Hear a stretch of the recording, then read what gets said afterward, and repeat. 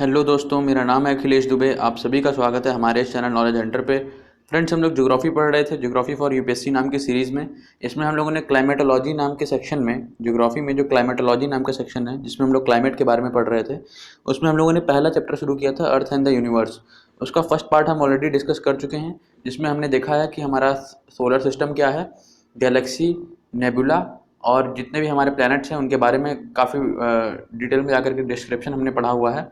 और इसी के साथ हमने पिछले पार्ट में ये भी कवर कर रखा है कि जो अर्थ है उसका शेप क्या है, उसके ऊपर क्या क्या थ्योरीज दी गई थी, और अर्थ किस तरीके से मूवमेंट करता है, अपना रोटेशन रिवॉल्यूशन, उसका एक्सेस पे जो टिल्ट है उसकी वजह से किस टाइप से सीजन्स बनते हैं, किस तरीके से सारे की सारी चीज़ें होती हैं, वो सब हमने डिस्कस ऑलरेडी कर चुके हैं। अब इस वीडियो में जो इसका रिमेनिंग पार्ट है इस चैप्टर का, यानी कि ये वीडियो हमारी पार्ट 2 है चैप्टर की, अर्थ एंड द यूनिवर्स की। अब इसमें हम लोग रिमेनिंग पोर्शन पूरा कवर कर लेंगे और ये 15 से 20 मिनट में कवर हो जाएगा। एंड तक देखिएगा इस वीडियो को, बीच में छोड़ के ना जाइएगा वरना समझ में नहीं आएगा कुछ भी। तो चलिए शुरू करते हैं इस पार्ट के लिए। तो सबसे पहले हम लोग यहाँ देख सकते हैं कि हमारे दो कॉन्सेप्ट छूटे हुए थे वहाँ पर उस पार्ट में, डॉन और ट्विलाइट। अब ये डॉन और ट्विलाइट है क्या, इसको समझते हैं। तो अगर हम बात करें डॉन की, तो डॉन बेसिकली क्या है। तो डॉन जो है ये एक समय है, ठीक है, समय जिसको आप बोलते हो ना भोर का समय, ठीक है, भोर का समय बोलते हो ना, जब सनराइज हो रहा होता है और फुल डे लाइट, यानी कि जैसे आपने देखा होगा कि अभी सनराइज हो रहा है तो जब सूरज उगता है तब आपने देखा होगा कि एक रेड कलर की अजीब सी लाइट आपको देखने मिलती है। और उसमें आप ये भी नहीं कह सकते कि पूरी तरीके से सूरज उग गया है, उग ही रहा होता है धीमे धीमे, ठीक है। तो उसको हम लोग बोलते हैं सनराइज। जब सूरज उग रहा होता है सनराइज बोलते हैं। और जब पूरी तरीके से सूरज उग जाता है और आपको पूरा का पूरा पीला प्रकाश देखने मिलता है, उसको हम लोग बोलते हैं फुल डे लाइट। तो फुल डे लाइट और सनराइज के बीच का जो ये जो टाइम है, ठीक है, इसी टाइम को हम लोगों ने डॉन बताया हुआ है। तो डॉन क्या होता है बेसिकली, जब सन राइज कर रहा हो और जब सन पूरी तरीके से राइज कर जाए, उसके बीच में जो टाइम लगता है उसको हम लोग डॉन बोलते हैं, ठीक है। अब ये हो गया डॉन का कंसेप्ट। फिर आते हैं ट्विलाइट के कंसेप्ट पे। तो ट्विलाइट का कंसेप्ट क्या है कि जब सूर्य अस्त हो रहा हो तब आपने देखा होगा एक अजीब सा रेड कलर का लाइट आपको देखने मिलता है। तो जब सनसेट हो रहा होता है, सन डूब रहा होता है, सूरज डूब रहा होता है, और जब पूरी तरीके से डार्कनेस हो जाती है यानी कि नाइट हो जाती है, तो नाइट और सनसेट के बीच में जो टाइम रहता है उस टाइम को हम लोगों ने ट्विलाइट बोला हुआ है, ठीक है। तो आपको यहाँ पर बेसिक से डिफरेंस समझ में आया, डॉन और ट्विलाइट के बीच में का डिफरेंस क्या है। एक सनसेट से डील करता है, एक सनराइज से डील करता है। और यहाँ पर अगर आप देखें तो ये रेड कलर की लाइट क्यों आपको देखने मिलती है डॉन के टाइम पे और ट्विलाइट के टाइम पे। इसकी बड़ी वजह ये है कि जब सन डूब रहा होता है और ट्विलाइट डूब रहा होता है, तब सन की डायरेक्ट रोशनी अर्थ के उस पॉइंट पे नहीं पहुंच पाती जहाँ पर सन डूब रहा है, जहाँ पर सन सेट हो रहा है या फिर जहाँ पर सनराइज हो रहा है। तो क्या होता है, जब डायरेक्ट रोशनी नहीं पहुंच पाती, तब वो रोशनी जब एटमॉस्फेयर में एंटर करती है, तब सनलाइट का जो कलर होता है, नेचुरल कलर, वो हमें नहीं दिखता। हमें रेड कलर का सनलाइट देखने मिलता है। क्यों देखने मिलता है, क्योंकि जो लाइट एंटर करती है हमारे एटमॉस्फेयर में, एटमॉस्फेरिक पार्टिकल्स की वजह से उसमें डिफ्यूजन का सामना करना पड़ता है, उसको रिफ्लेक्शन का सामना करना पड़ता है, और रिफ्रैक्शन ऑफ लाइट का भी सामना करना पड़ता है। क्योंकि जो एटमॉस्फेयर में पार्टिकल्स मौजूद हैं वो इसको रिफ्लेक्ट करते हैं, उसको डिफ्यूज़ करते हैं, उसको रिफ्रैक्ट करते हैं। अब ये तीनों ही कॉन्सेप्ट, डिफ्यूजन, रिफ्लेक्शन और रिफ्रैक्शन, ये तीनों ही कॉन्सेप्ट साइंस के हैं। अगर आपने ऑप्टिक्स पढ़ी होगी तो आपको पता होगा ये तीनों, ठीक है। मैं इसके डिटेल में नहीं जाऊँगा, ठीक है। तो डिफ्यूजन, रिफ्लेक्शन और रिफ्रैक्शन की वजह से आपको रेड कलर का जो है लाइट देखने मिलता है ट्विलाइट के टाइम पे भी और डॉन के टाइम पे भी। अब एक बात हम करते हैं कि इक्वेटर के केस में और टेम्परेट रीजन्स के केस में क्या ये चीज़ें अलग होती हैं, इनमें क्या डिफरेंस होता है, ये समझते हैं। तो इसका एक बड़ी वजह मैं आपको ये बता दूं कि जो इक्वेटर है और जो टेम्परेट रीजन है ये कहाँ पर लाई करते हैं अर्थ में, ये हम पिछली वीडियो में डिस्कस कर चुके हैं। इक्वेटर अर्थ को दो हेमिस्फेयर में डिवाइड करता है, नॉर्दर्न हेमिस्फेयर, सदर्न हेमिस्फेयर। और टेम्परेट रीजन जो है हमारा इक्वेटर से दूर लाई करता है, यानी कि अगर ये इक्वेटर है तो हमारा टेम्परेट रीजन कहीं यहाँ लाई करेगा, कहीं यहाँ लाई करेगा, ठीक है। तो मतलब ये तो पोलर रीजन चला गया थोड़ा, तो मतलब टेम्परेट रीजन जो है इक्वेटर से दूर लाई करता है। जैसे कि अगर ये हमारा इक्वेटर है तो यहाँ पर टेम्परेट रीजन होगा, ये रीजन टेम्परेट रीजन हो गया। दूसरी तरफ सदर्न हेमिस्फीयर में भी एक टेम्परेट रीजन होता है, ठीक है ना।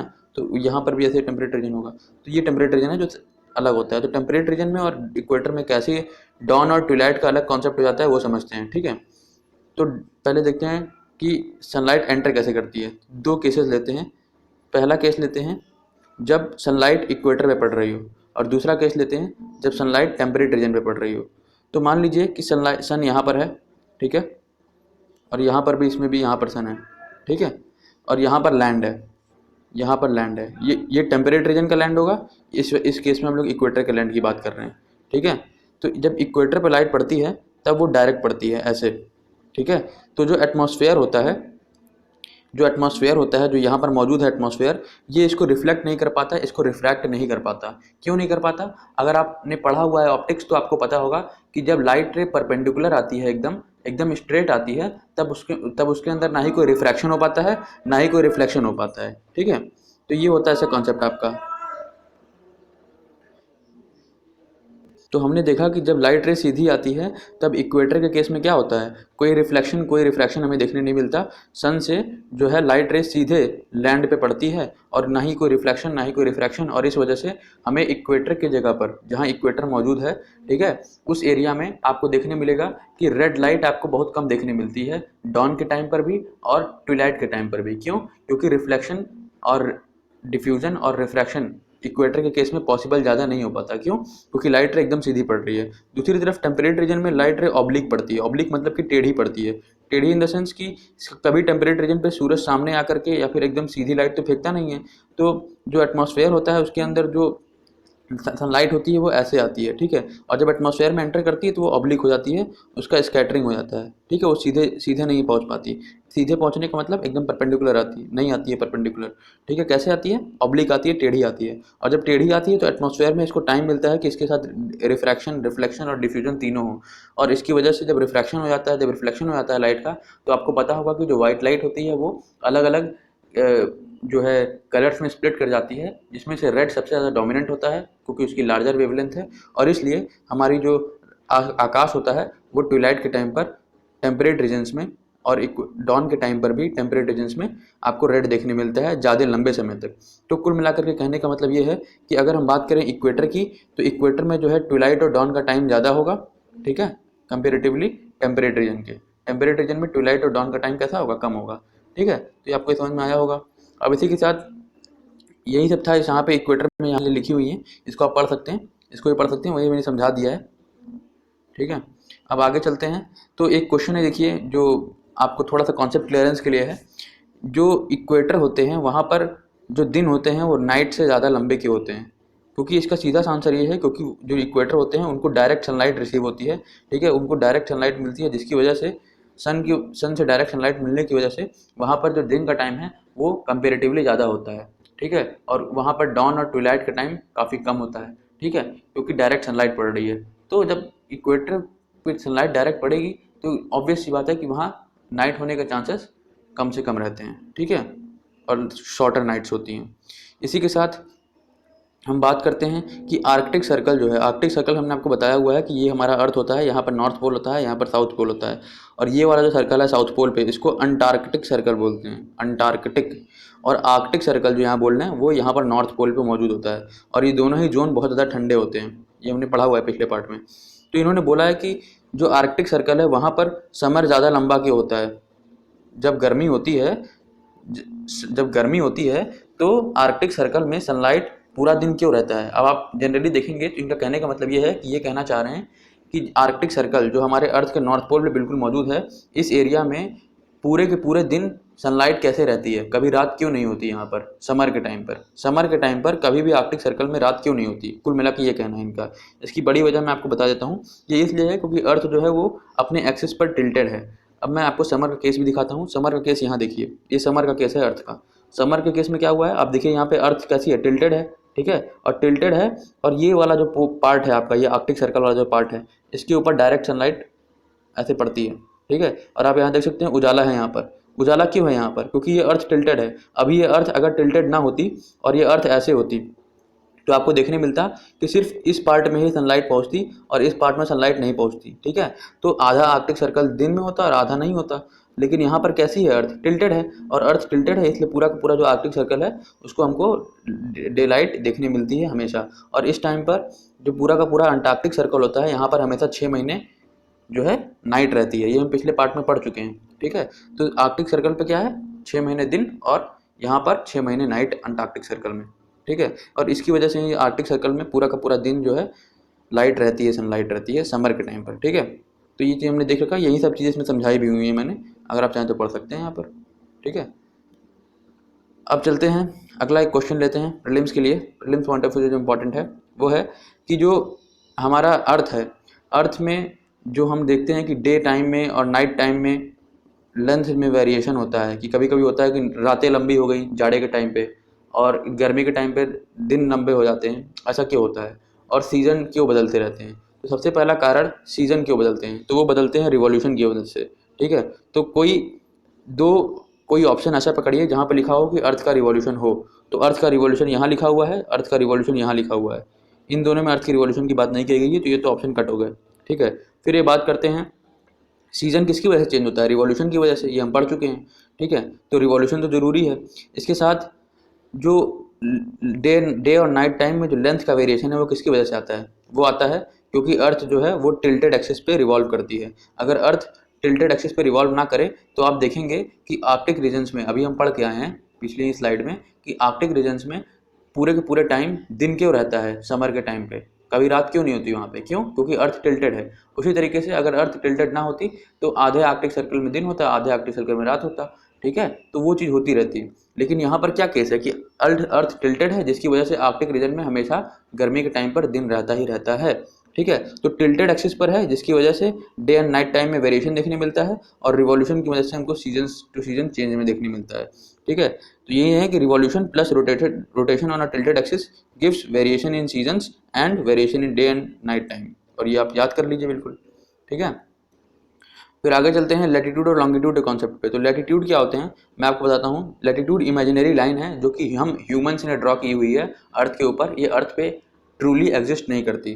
तो जैसे इक्वेटर है, ये भी एक इमेजिनरी लाइन है, ये अर्थ पे ट्रूली एग्जिस्ट नहीं करती। अब इक्वेटर के पैरेलल अगर हम और लाइंस ड्रॉ करें across the sphere, across this globe, तो आपको देखने मिलेगा हम लोग खूब सारी लाइन ड्रॉ कर पा रहे हैं, और ये इक्वेटर के पैरेलल हैं। ठीक है, and these are known as latitudes and these are known as horizontal imaginary lines drawn on earth parallel to equator। यहाँ पर इसकी डेफिनेशन है, पढ़ सकते हैं आप। इसकी जो डिग्री है अर्थ की, लैटिट्यूड की जो डिग्री है वो अर्थ के सेंटर से नापी जाती है। कैसे नापी जाती है वो समझते हैं।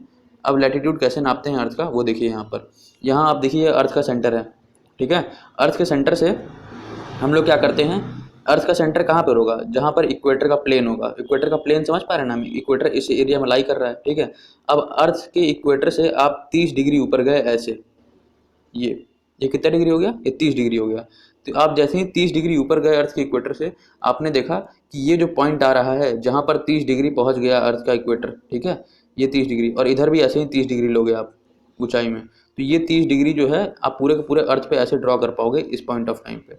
ठीक है, तो यहाँ पर ये लैटिट्यूड जो आ रहा है 30 डिग्री का, इस 30 डिग्री का मतलब ये है कि ये इक्वेटर, ये अर्थ के सेंटर से 30 डिग्री ऊपर उठा हुआ है और 30 डिग्री इधर भी ऊपर उठा हुआ है। तो ये वाला पॉइंट और ये वाला पॉइंट, और इसी तरीके से खूब ढेर सारे पॉइंट्स जो अर्थ के सेंटर से 30 डिग्री के ऊपर हैं, उन सभी को अगर आप ज्वाइन कर दो तो एक इमेजिनरी लाइन बनती है जिसको हम लोग बोलेंगे 30 डिग्री लैटिट्यूड।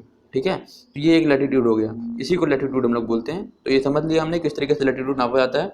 ठीक है, फिर आता है कि जो लैटिट्यूड है उसके 1 डिग्री का कितना मतलब है। तो अगर आप देखो तो ये अगर ये इक्वेटर है 0 डिग्री और आपका लैटिट्यूड 1 डिग्री कहीं यहाँ है, वैसे तो बहुत छोटा होगा, ये समझने के लिए बता रहा हूँ। तो 0 डिग्री और 1 डिग्री के बीच में जो डिस्टेंस आएगी, जो एक्चुअल डिस्टेंस होगी वो कितनी होगी, वो होगी 111 किलोमीटर। ठीक है, इसको हम लोग लैटिट्यूड को जो है डिस्टेंस नापने के लिए इस्तेमाल करते हैं। तो 1 डिग्री का जो लैटिट्यूड है वो 111 किलोमीटर का डिस्टेंस देता है, ये चीज़ आपको याद रखनी है। फिर लॉन्गिट्यूड क्या है, लॉन्गिट्यूड अर्थ के ऊपर इमेजिनरी लाइंस हैं जो कि north pole to south pole, ये नॉर्थ पोल है, ये साउथ पोल है। ठीक है, north pole to south pole जो है ऐसे ऐसे रन करते हैं। ठीक है, ऐसे ऐसे, तो ये जो हैं लॉन्गिट्यूड होते हैं। ठीक, अब इनको हम लोग टाइम निकालने के लिए इस्तेमाल करते हैं। लॉन्गिट्यूड का इस्तेमाल क्यों करते हैं, टाइम निकालने के लिए। अब लॉन्गिट्यूड में 1 डिग्री जो है वो 4 मिनट के बराबर होता है। तो जैसे जैसे डिग्रीज बढ़ती चली जाएंगी उतना ही टाइम डिफरेंस दो लॉन्गिट्यूड के बीच में बढ़ता चला जाएगा। ठीक है, तो ये आपको समझ में आया। अब लॉन्गिट्यूड को थोड़ा डायग्रामेटिकली समझ लेते हैं। तो लॉन्गिट्यूड को अगर डायग्राम से समझें तो यहाँ आप देख सकते हैं, ये जो आप चीज़ें देख पा रहे हैं सारी की सारी चीज़ें लॉन्गिट्यूड हैं जो आप इस पर देख पा रहे हैं। ठीक है, अब ये देखिए, इन्हीं लॉन्गिट्यूड में से एक लीडर होता है लॉन्गिट्यूड्स का, जिसको हम लोगों ने बोल रखा है प्राइम मेरिडियन, और ये प्राइम मेरिडियन जो है ये 0 डिग्री लॉन्गिट्यूड माना जाता है। इसको लीडर घोषित कर दिया गया है और इसको 0 डिग्री लॉन्गिट्यूड का नाम दिया गया है, और प्राइम मेरिडियन भी बोलते हैं। ये कहाँ से पास करता है, ये अर्थ पे पास करता है इंग्लैंड नाम की जगह से। इंग्लैंड नाम की कंट्री है यूरोप में, उसमें इंग्लैंड का कैपिटल है लंदन, और लंदन के पास एक जगह है ग्रीनविच, उस ग्रीनविच से होते हुए पास करता है ये 0 डिग्री का प्राइम मेरिडियन, ठीक है, अर्थ पे, ठीक है। अब इसी प्राइम मेरिडियन के रिस्पेक्ट में, इसी प्राइम मेरिडियन को ध्यान में रखते हुए हम लोग टाइम को कैलकुलेट करते हैं अर्थ के लिए, ठीक है। अब जितने भी लॉन्गिट्यूड हैं इनको एक और नाम दिया गया है मेरिडियन, मेरिडियन भी बोलते हैं सारे के सारे लॉन्गिट्यूड को, जिसकी वजह से इनका जो लॉन्गिट्यूड का जो मुख्य है, जो सेनापति है प्राइम मेरिडियन, ये प्राइम लॉन्गिट्यूड भी कह सकते हो आप, ठीक है। तो अब एक चीज़ समझिए कि ये जो 0 डिग्री लॉन्गिट्यूड है, ठीक है, इसके अगर आप वेस्ट की तरफ जाएंगे, वेस्ट की तरफ, ठीक है, तो टाइम कैसा होगा, टाइम आपका निगेटिव होगा, यानी कि टाइम आपका घटेगा। और जैसे ही आप 0 डिग्री लॉन्गिट्यूड के ईस्ट की तरफ जाएंगे तो टाइम आपका पॉजिटिव होता चला जाएगा, यानी कि टाइम आपका बढ़ेगा, ठीक है। एग्जाम्पल के तौर पे अगर आप यूँ देखें कि ये प्राइम मेरिडियन पे अगर दोपहर के 12 बज रहे हैं, कितने बज रहे हैं, दोपहर के 12, समझिएगा इसको, मैं आपको यहाँ समझाता हूँ, ठीक है। ये मान लीजिए ये प्राइम मेरिडियन है, ये मान लीजिए थोड़े टाइम के लिए प्राइम मेरिडियन है, ठीक है, और यहाँ पर दोपहर के 12 बज रहे हैं, 12 PM, ठीक है।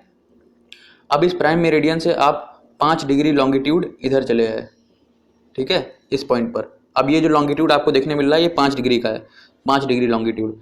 तो अगर मैं ये बोलूँ कि यहाँ 12 बज रहे हैं इस वाले लॉन्गिट्यूड के सारे रीजन्स पे, ये जो कंट्रीज इस लॉन्गिट्यूड पे आ रही होंगी और जो इसको क्रॉस करते हुए जा रही होंगी, वहाँ पर 12 बज रहा है अभी, ठीक है। तो ये चीज़ आपको याद रखनी है। अब बोलते हैं कि इस लॉन्गिट्यूड पे कितना टाइम हो रहा है बताओ।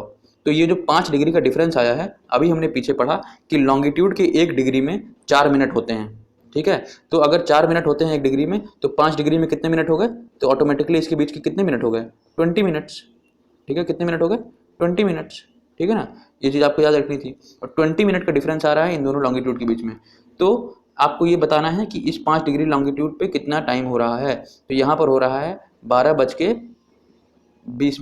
कितना हो रहा है, 12:20 PM। क्यों, क्योंकि हमारा टाइम ऐड हो रहा है। टाइम, हम लोग ईस्ट की तरफ जा रहे हैं ना, तो ईस्ट की तरफ क्या होता है, टाइम ऐड होता है, ये हमने पढ़ा हुआ है, ठीक है। तो ये ऐड हुआ टाइम। अब मैं बोलूँ कि आप वेस्ट की तरफ गए 5 डिग्री वेस्ट प्राइम मेरिडियन से, यानी कि ग्रीनविच टाइम से आप जो है 5 डिग्री वेस्ट गए इधर की तरफ, तो आपका क्या होगा, टाइम घटेगा।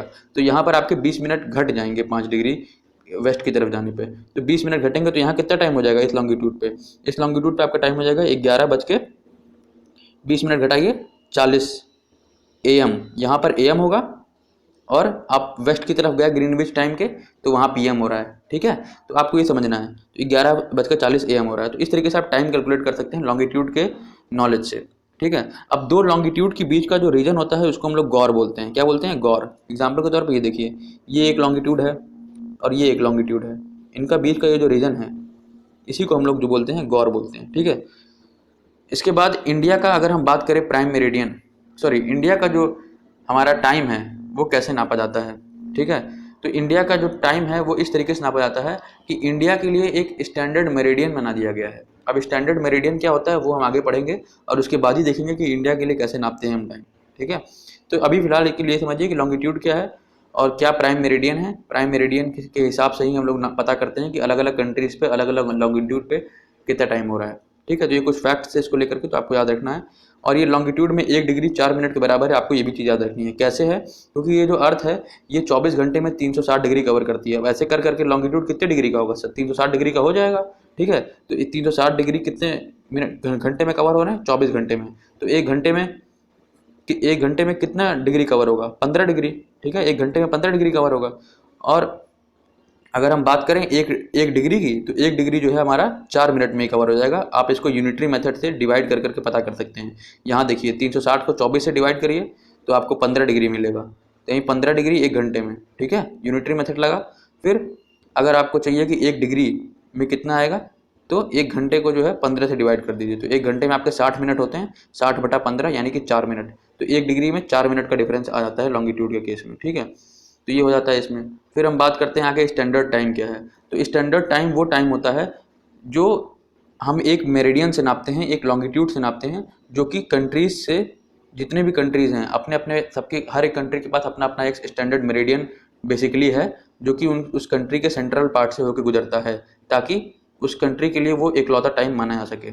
जैसे कि आप इंडिया के केस में देखिए, तो इंडिया का एक सेंट्रल पार्ट यहाँ से मिर्ज़ापुर से होकर गुजरता है, ठीक है। इस मिर्ज़ापुर वाले लोकेशन पर ही हमारा जो है उत्तर प्रदेश में मिर्ज़ापुर नाम की जगह है, हमारा स्टैंडर्ड मेरिडियन उसी से होकर गुजरता है, ठीक है।